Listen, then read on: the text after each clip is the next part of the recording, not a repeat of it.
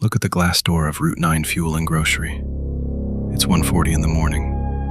That's Dana's reflection behind the counter, phone pressed to her ear, mid-sentence. Now look again. In the reflection, her mouth isn't moving. Whatever she's saying into that phone, it isn't coming from her. 3 hours earlier, none of this seems strange. Dana clocked in at 11, same as every night this month. Route 9 Fuel and Grocery sits alone at the corner of Route 9 and Miller Creek Road, outside Bellhaven. And at 11 p.m., the only light for a mile is the one buzzing over her register. Behind the counter, bolted to the wall, hangs an old landline. Store line, extension 0114. Dead since the store switched to a cell-based card reader 6 months ago. Nobody's touched it since. Nobody's supposed to. At 12:15, it rang. The cord wasn't even plugged into the wall.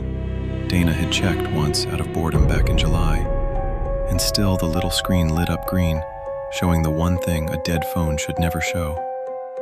Store line 0114.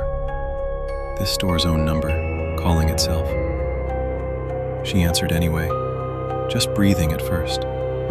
Then, underneath the breathing, her own voice, a half second behind whatever she'd just said out loud, like the line was catching an echo that hadn't happened yet. It called back 4 more times before 1 a.m. Each time, the echo closed the gap a little, creeping closer to matching her, word for word, in real time. Around 1:30, Dana pulled up the security footage, just to have something to look at that wasn't the phone. 3 cameras cover the store, and all 3 read 132, except the one behind the counter. That one reads 119, 13 minutes behind exactly, same as it's read every time she's checked tonight. She used to think that camera was just old, a slow processor, a dying clock battery. Tonight, watching the timestamp sit frozen while the others ticked forward, she wondered for the first time whether it wasn't behind at all, whether it was still finishing something it had already recorded months ago, only now getting around to showing her. At 1:40, the phone rang again. This time she picked it up mid-step, still walking toward the counter, talking before she'd even decided to. That's the moment on the glass door. That's the reflection with the still mouth. Because the truth is, Dana already left once. She walked out at 11:40 on the night she'd clocked in back in July, the same night the phone supposedly went dead. Something clocked back in behind that counter afterward and never clocked out again. And every overnight clerk since has been talking over a recording of her that the store's old system keeps looping through the one line nobody ever disconnected properly. The Dana standing at the register tonight doesn't know it yet, but she isn't the first to hear her own voice arrive a half second early.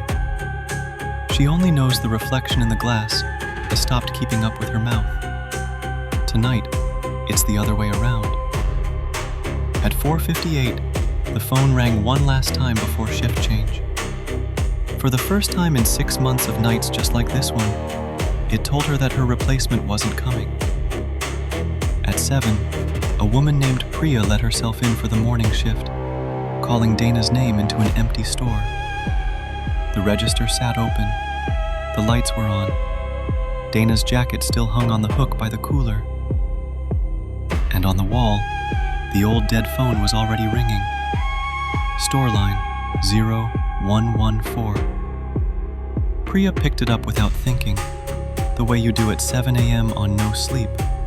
And on the other end, a half second behind her own hello, she heard herself say it first.